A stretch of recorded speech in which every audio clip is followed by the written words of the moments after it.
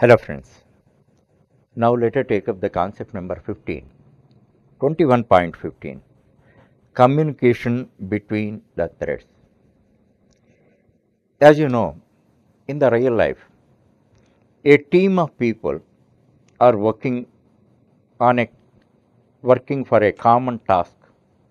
Then there should be interaction among them, and there should be a communication facility among them. Then only they can complete the task properly. The same logic or analogy is applicable to threads also. We know that actually every program by default is a single threaded program. For the sake of improving the efficiency of the program or to reduce the idle time of the processor, what we do? We create multiple threads. Each thread is given a logical segment of the program. That means each thread takes up a subtask of the main task. That is why there must be communication facility among the threads and they should interact each other. Then only the job can be performed in a synchronized manner. That already many times I explained to you. Now, there are in other languages and all that, they are depending on the operating system. Operating system provides these communication facilities among the threads. There we call as tasks and all that, multitasking. But as far as Java language is concerned, for the sake of providing communication facilities among the thread, it provides a big set of methods.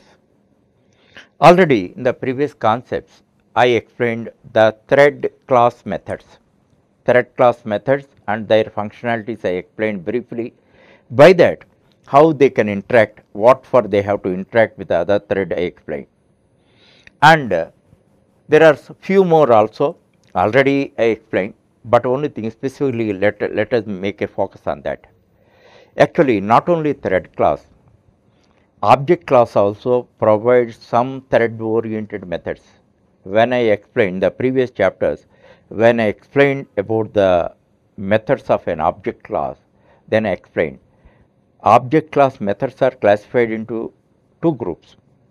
First group of methods are general utility methods.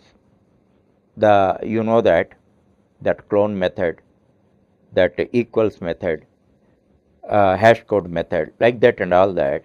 Those are general utility methods, and every Java class can inherit it.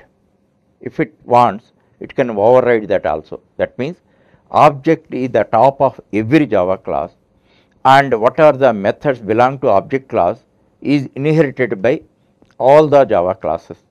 That already explained to you. And another group of methods also it provides, that is Java object class provides another group of methods. Those are called thread oriented methods, and these methods also obviously inherited by all the Java classes. If they are implementing multi-threaded program and all that, these methods can be utilized. And what are those methods? Wait. In wait also ordinary waiting and timed waiting is there. Wait, notify and notify all. Three methods belong to object.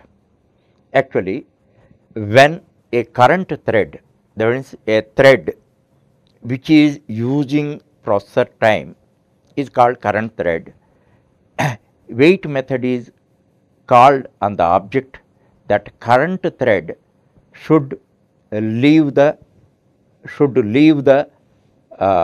processor. Here you must remember that these are object oriented methods. These are belong to object class. So, these methods should be called via object, and other methods I explained to you, like set priority, get priority, join, etc. and all that. Those are thread class methods. Via thread object we call them. The difference you have to find out.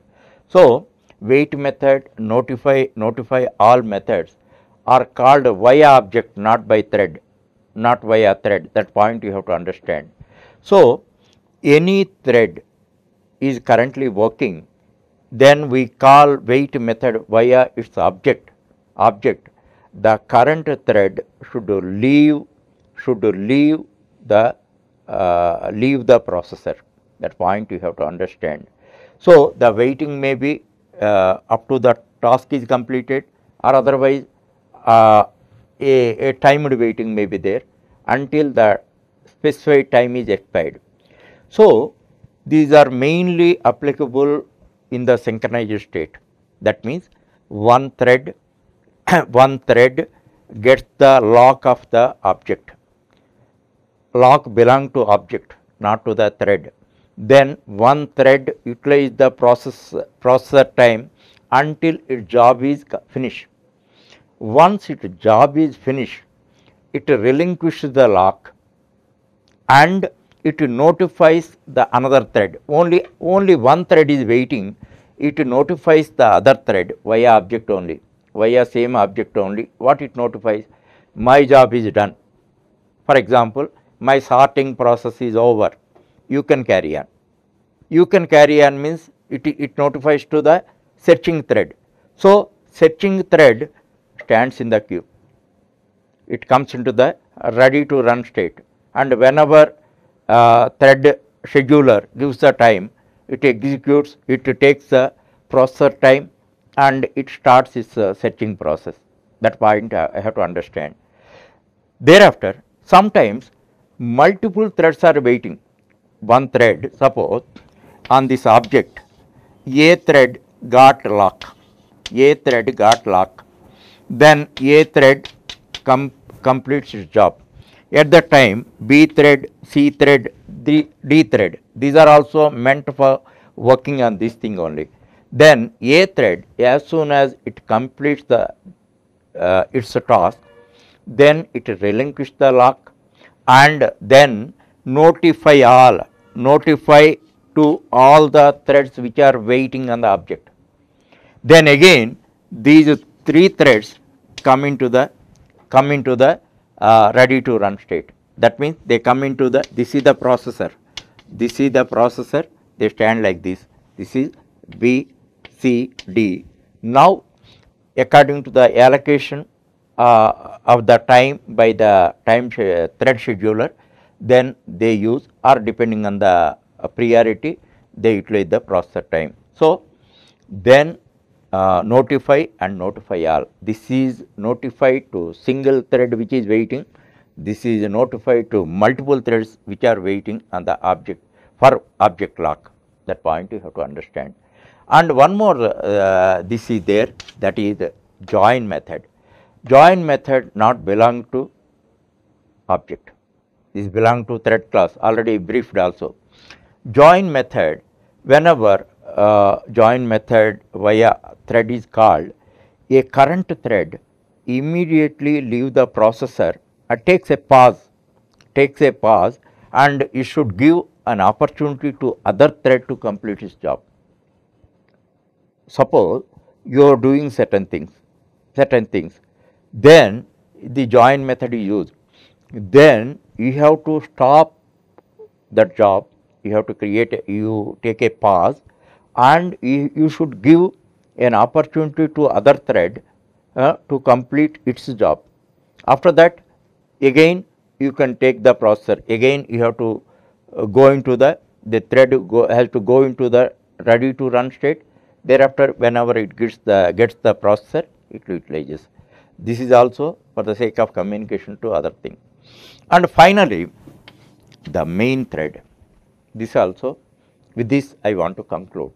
Actually, whenever we start a program, one thread is created.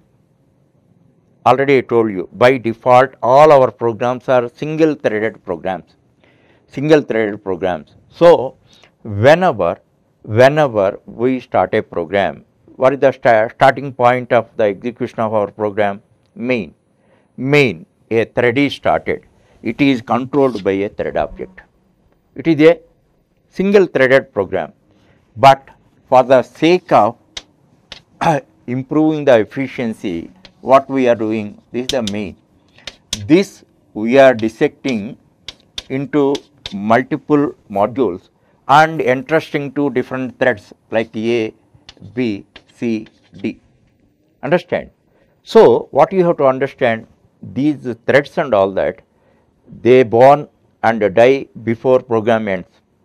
Before program, this is for certain time, this is for certain time, this is for certain time, this is for another certain time. And main thread bonds, and when the program starts, it bonds. When the program is terminated, then it dies. This point regarding main, you have to understand, it remains from the beginning to ending, and the rest of the threads, they born and die in the meantime.